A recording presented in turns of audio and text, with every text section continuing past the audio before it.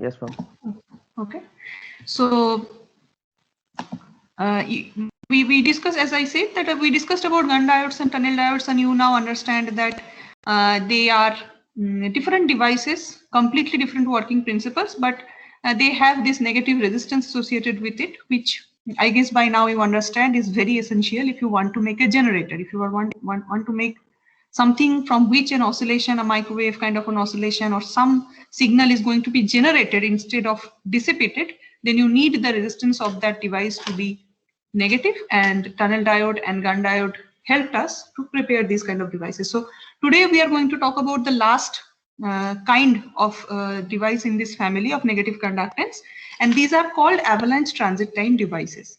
So the main difference with tunnel diode and gun diode here will be, we are talking about an entire family today, not a single device. There are three basic subcategories inside this family: Impatt diodes, Trapped diodes, and buried diodes. We'll mostly focus on Impatts today, but more or less their functionalities are very closely related to each other. They are not drastically different. They are quite similar.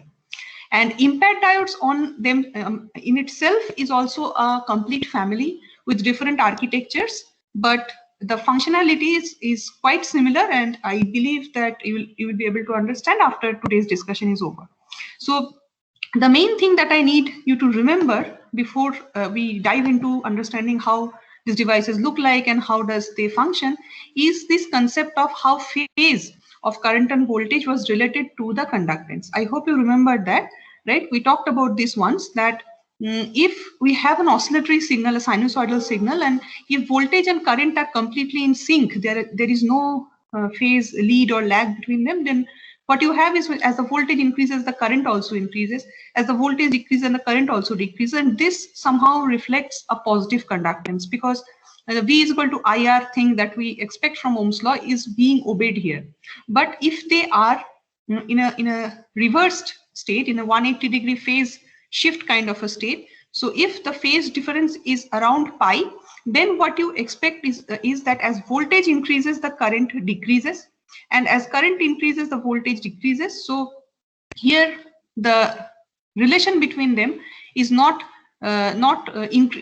proportional to each other, rather is related to a negative sense. So thus here what you expect in these kind of scenarios, what you expect is a negative conductance. So this entire discussion that we'll have today is basically making a device which will give rise to negative conductance using this philosophy of phase.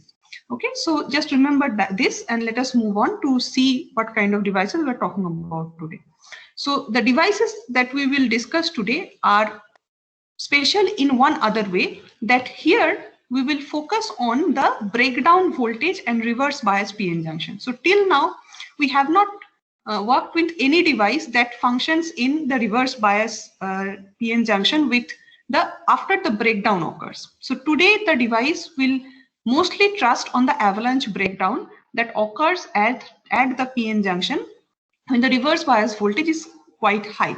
Okay, and thus the name avalanche transit time devices. So avalanche, the phenomena, and transit time, these two things are going to be important in this particular devices. So here you will see that we will exploit the phenomena of breakdown to introduce this pi phase difference that we need to make these devices work. So how will you do that? So in all these three devices that are there, Impatt, Trapped, and buried, all in these devices you see this avalanche kind of phenomena. Here are the full forms. Impatt is impact ionization avalanche transit time operation device. Trapped plasma avalanche triggered transit time device, and buried is barrier injected transit time. So you see that here everywhere you see this avalanche and transit times sitting. Okay, so these are common things that you see in these devices. So what kind of an architecture are we talking about here?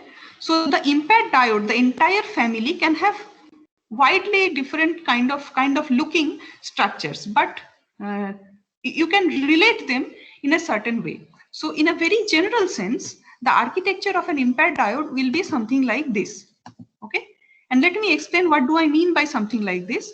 that in one end you will have a very highly doped either p-type or n-type material. In one end you will have a very highly doped either p-type or n-type. Yes, yes, any doubts? Okay, so right after this plus sign, you remember this plus sign is basically indicating that how highly doped this particular material is. Okay? Right after this, you will have a moderately doped, no plus sign here, moderately doped junction. That is, if you have a N plus here, you will have a P here. If you have a P plus here, then you will have an N here. Okay. After that, you either have an intrinsic semiconductor or a whole layer of N material only, ending up here with an N plus. Okay, ending up here with a highly doped N plus material on the other side. Okay, so this is kind of a general structure, and different structures, like all these different structures are possible, and they are all Impatt diodes. Okay, so here you see P plus in one side, N right after it, then you have an intrinsic. Here you don't have intrinsic, here you just have a layer of N, here you have just a layer of intrinsic. Okay, so by intrinsic semiconductor I mean where there is no doping. Okay, it's not p-type, not n-type, it's just pure semiconductor. And at the very end you have this N plus material sitting. Please mute your microphones, everyone. At the end you have this N plus material sitting. Okay, so these are all different architectures of Impatt diodes, and the other ways of this architecture are also true. So instead of having a P plus N I N plus, you can have N plus P I P plus. That is also a possible structure. So for all the structures that I have shown you before, you can have a replica of them in the replacing N types with P types and P types with N types. That we can always do. So that kind of a material, that kind of a structure is always possible. So you already see there is a huge family of different architectures possible. But there is a striking similarity in all these structures. What is the similarity? There are certain regions that you can point out in each of these devices. What are these regions? So whenever you have this kind of a structure, you must have only one.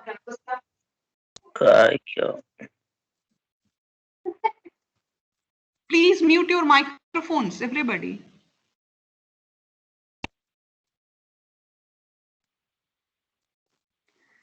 So if you have a structure like this, then you will have one and only one PN junction present here. So if you see all the structures that I have shown you before here, okay, only one junction. Junction means where two different types of semiconductors are associated will be there. So P plus N or N plus P or that kind of one junction is going to be there. Okay. The area near that junction will be called avalanche region, because that is the junction, and that is the junction that we are going to break down. Okay, so that is the junction we are going to bias negatively and will cause the breakdown here. So the area near this junction is going to be called, we are going to call it avalanche region. From this junction to the very end where you have the other type of material present, either P plus or N plus, okay, this entire region is going to be called space charge region. Why so? We'll discuss it very soon. Space charge region or depletion region. Here you have a certain portion, the intrinsic semiconductor, that you can call the drift region. And the final P plus or N plus material is inactive, as you will see that this region doesn't have any major role to play in the functionality of the device.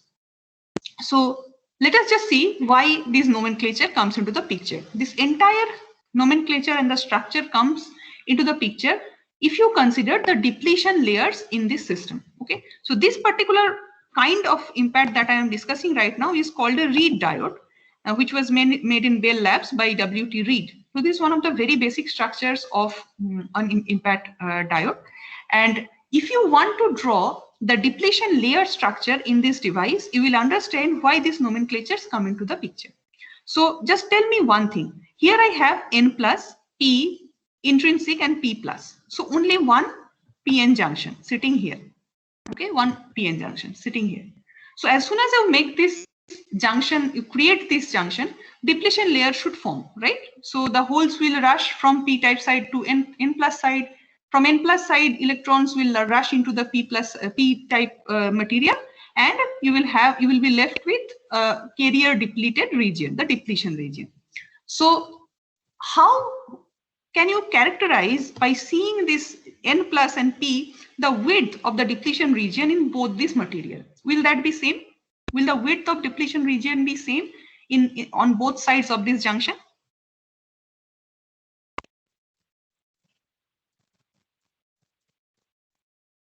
And if not, then what should be the, how far the width should be go in both the directions? No, ma'am.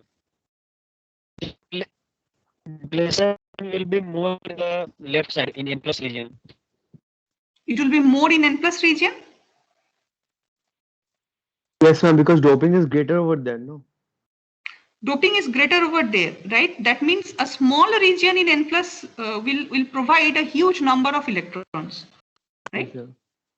And in the p-type region, to provide the equal number of holes, you need a bigger region, right? So suppose the flow that will create the depletion region takes 1,000 holes from one side and the 1,000 electrons from the other side, and then only there is enough repulsion between the charges so that the depletion layer formation stops. Okay, suppose. So to provide 1,000 number of electrons, how much width I need in the N plus region? Say this much, because in this much region, though the area is really small, but because it is very highly doped, I have 1,000 number of electrons from here. But to provide equal number of holes from the p-type side, you need a quite big area, right? So you know that a depletion region formation only stops when there is enough repulsion due to this charges moving on the other side. So p-type and n-type materials are not negatively or positively charged, but as soon as you create the depletion region, they become, there gets created a region which is positively or negatively charged, because some charges left the region, right? Some holes have left the p-type side, some electrons will leave the n-type side, and thus a charged region will form. That is the region we call depletion region. And the formation will only stop when the repulsion created by these static charges will be enough to stop any further flow of electrons or holes. Okay, so if let us say that the charge repulsion created by 1,000 such ions is enough to stop the flow. So those 1,000 charges will be provided by a very small region on the N plus side. This is the depletion region on the N plus side, that from where all the electrons have left. So this is the area where electrons have left, and this is depleted of any free electrons.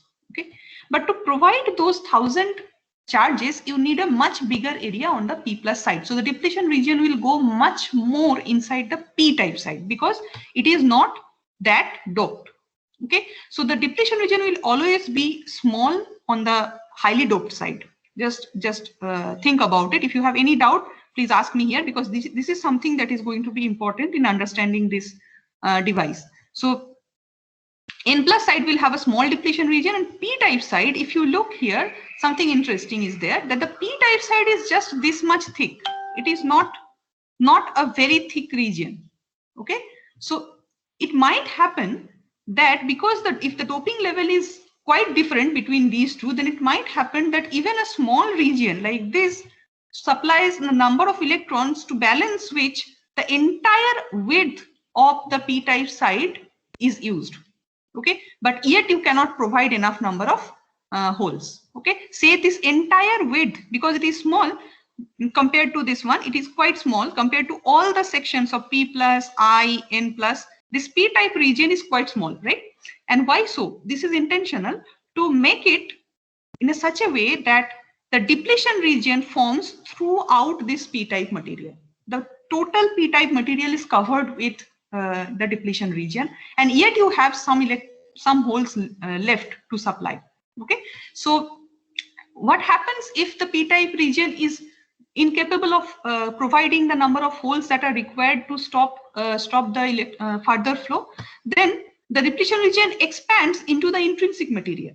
But the intrinsic material does not have any excess carriers, right? Intrinsic material is completely balanced. It does not have any excess electrons and holes, and thus the depletion region extends throughout this intrinsic region.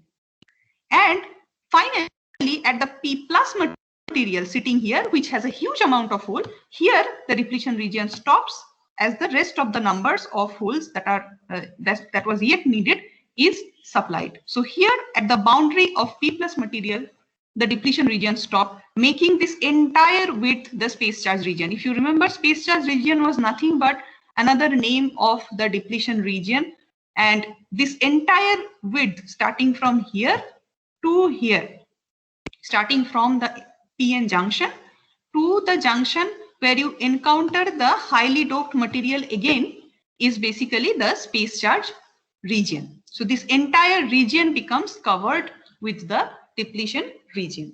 So the point of this P plus material here is just to stop the depletion region at some point. Okay, the functionality of this region is just this. The entire phenomena that we will discuss will happen inside the space charge region and the avalanche region. Avalanche region where the junction is, and the space charge region is the entire length of this material. And why we have made it so long, that is also important. The lengths are all very important and very intentional here. Making this one small is intentional. Making this intrinsic material so large is also intentional. Okay, so these lengths are important. These lengths are important. But this material, its job is done as soon as the depletion region stops. So this is the inactive region, and nothing else will happen inside the P plus material. It is just like a stop at an end to the depletion region. That is the purpose. That's it. Okay. So up to this point is fine. The different region and the formation of depletion region is fine. Any doubts?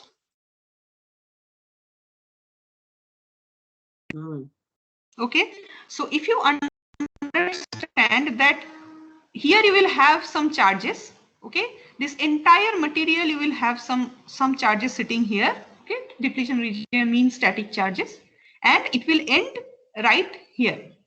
Okay, so if you know where the charges are placed, the static charges are placed, now you can draw the electric field, right? So just remember that the doping profile of these different materials are like this. This is maximum highly doped.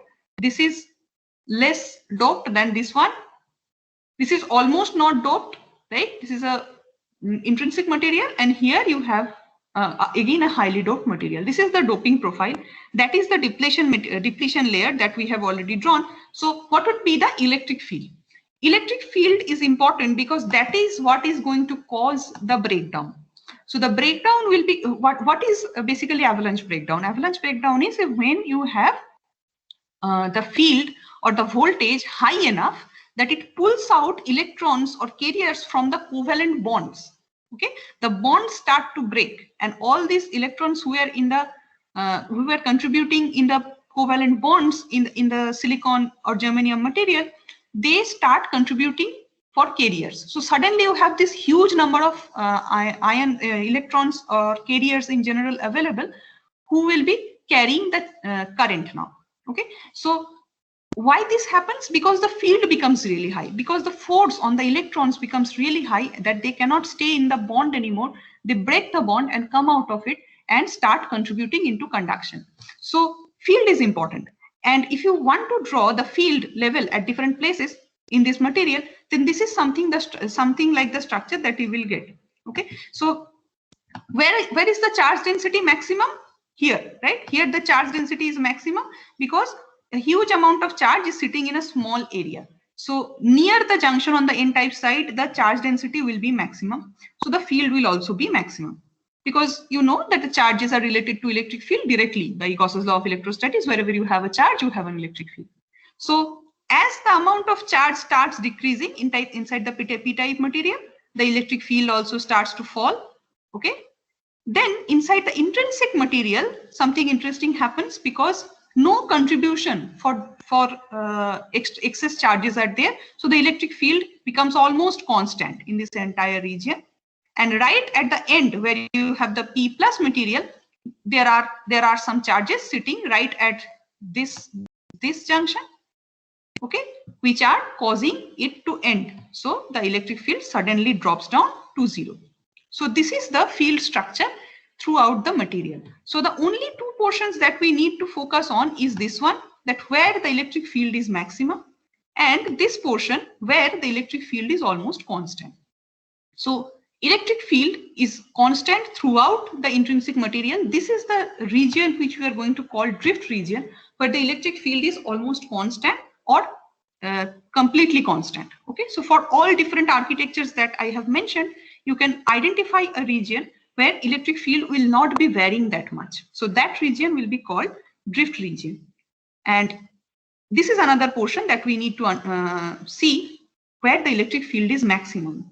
That is the part where from where the avalanche will start. So some electrons will have very high energy, very high force applied on them. So they will break out of the bond and they will start hitting the electrons at their side. Okay, so this will go on like a avalanche that occurs in hills, where a small amount of snow can cause a huge size of avalanche. So something like that is going to happen. So the entire discussion that we are having is based on this kind of an architecture, N plus P, I, P plus, right? But don't get confused in any of your exams or any of your tests. If you are shown a different architecture for Impatt, and you will think that ma'am has not discussed this in our class, but no, if you have a different architecture, you can pinpoint the regions very easily. Look for the PN junction, and that is your avalanche region. Okay, and the space charge region always extends from the junction here to the next highly doped material. The next highly doped material is here. So if you have a different architecture, just first thing that you need to do is identify your junction and identify your space charge region.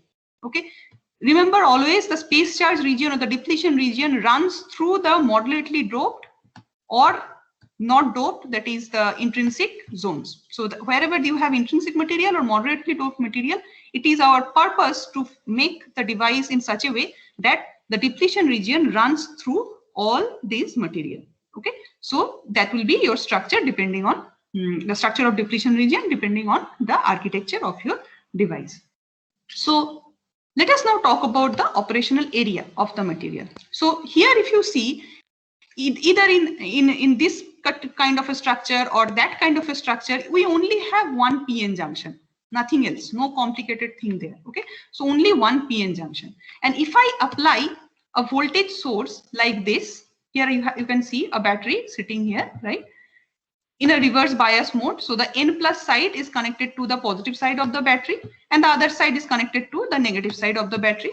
If you connect a DC source like this, then the characteristics curve that you expect, the IV characteristics, will not be different from any diode that you can see. So it will be just like this, the diode characteristics growing exponentially on the positive half side, on the positive side, and a very, very small current flowing, a leaky current flowing on the negative side. But beyond a certain voltage, which we call the breakdown voltage, reverse breakdown occurs. That is the avalanche phenomena occurs.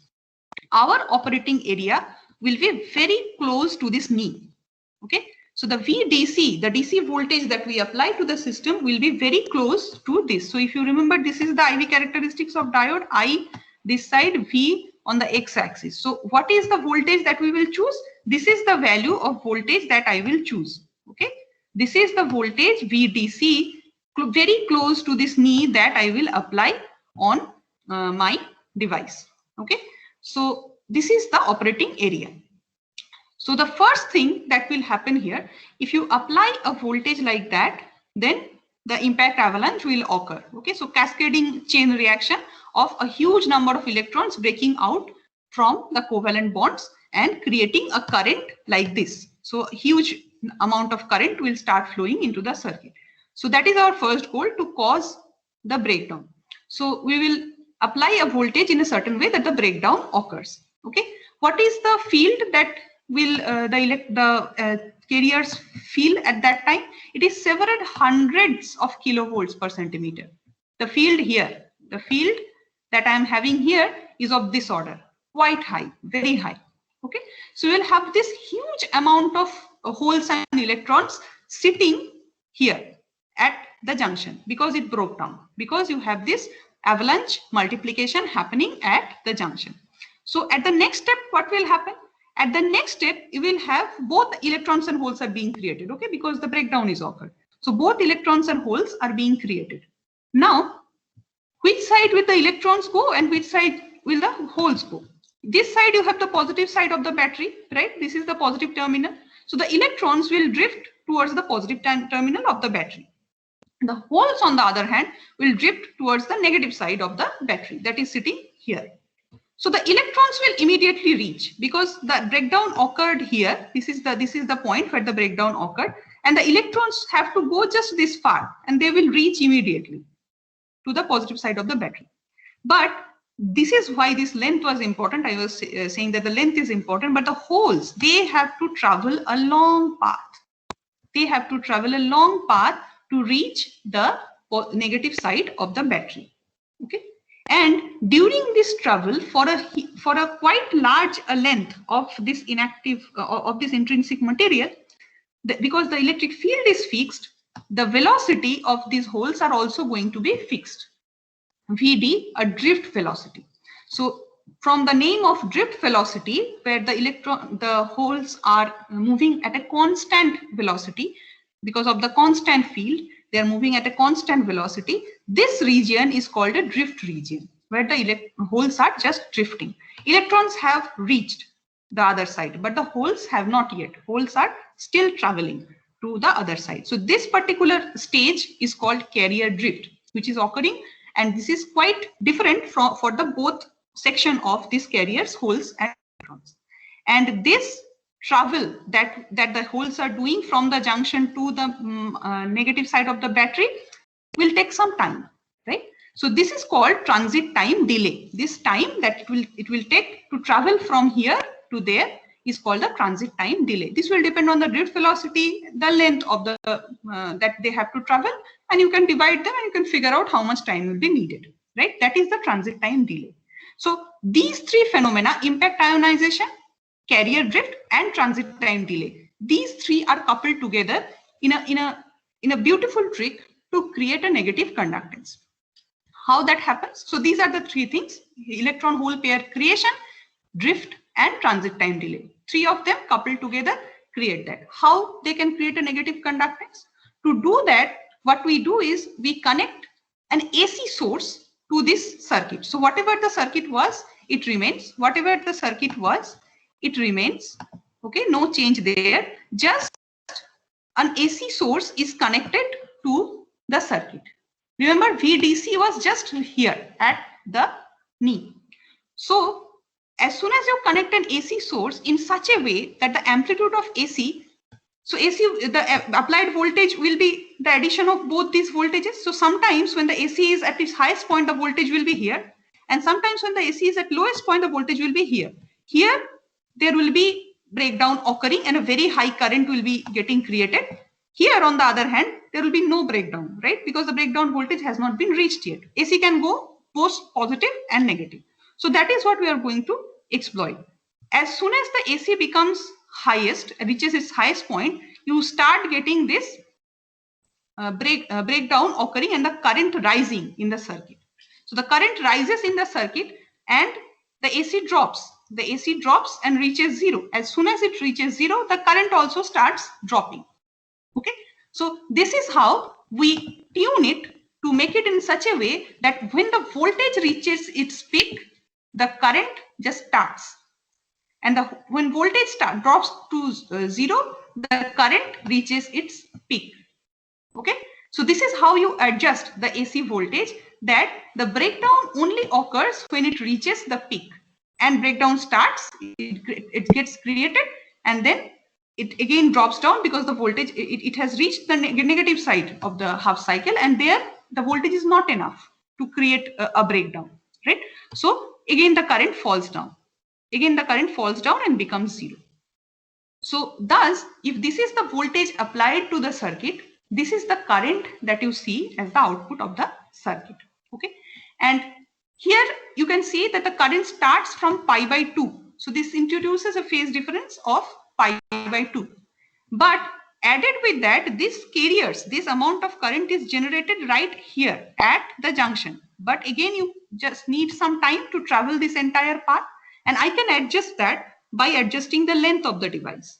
So if you consider that this is the axis of time, then if this is the current getting created at the junction, this current will reach in the outer circuit, in the external circuit after a certain time. So instead of here, the external circuit, the current will start somewhere here or somewhere here, depending on how long your material is. Okay, this you can adjust. And adjusting this, you can create a phase difference exactly equal to pi. Utilizing the transit time delay, you can introduce another phase shift of 90 degree. So this is basically the entire how this device works. So you have an AC signal and you add up these two effects of breakdown, causing the breakdown at the peak of the AC voltage, and utilizing the transit time, that is the length that it has to travel to reach the outer circuit. You couple these two and create a phase shift of pi, so that our phase difference is now pi, and the device will show a negative conductance. So here are some simple expressions of what will be the external current, what will be the transit time. I will share this with you and you can see. And the main thing to remember is that how these two things couple together and introduce a 180 degree phase shift. Okay. So using this 180 degree phase shift, we can call it now a negative conductance device, and that this can be utilized for microwave oscillation, amplification, and several other applications. And the main disadvantage, the main advantage of it is its high power capability. It's a high power diode, high frequency device, can create microwaves and several different oscillations starting from 3 to 100 gigahertz. So that's a huge frequency. It's a high power device. It's its main advantage. The main disadvantage is the phase noise. That means the phase that we need to be 180 degree exactly, that does not happen when you make the device industrially. You create those diodes. It does not always happen that the phase shift is exactly 180 degree, because the length has to be very, very precise for that. Okay, because the length is the factor that is controlling the last 90 degree phase shift. The first 90 degree phase shift can be adjusted by the applied AC signal, but the second 90 degree phase shift that we are expecting to create is basically by the transit time. And the transit time depends on the length. So the length, if not much precise, there would be some little bit of noise, but that is one of the major disadvantages. But still, any phase shift between 90 degree to 270 degree is fine. That can be considered as a negative conductance material. So these are the main advantages and disadvantages. This is the breakdown voltage versus impurity doping curve, which for different material, germanium, silicon, gallium arsenide, gallium phosphide, that how the breakdown voltage changes as you change the amount of doping. Through this curve, you can decide how to settle down your VDC and VAC, the two voltages of your circuit. You can utilize this kind of graphs to choose the exact values for your AC and DC voltage that will introduce 90 degree phase shift for between the current and the voltage. Okay, so this is the point where I will stop, and if you have any questions, please ask. If you have any confusions, please ask.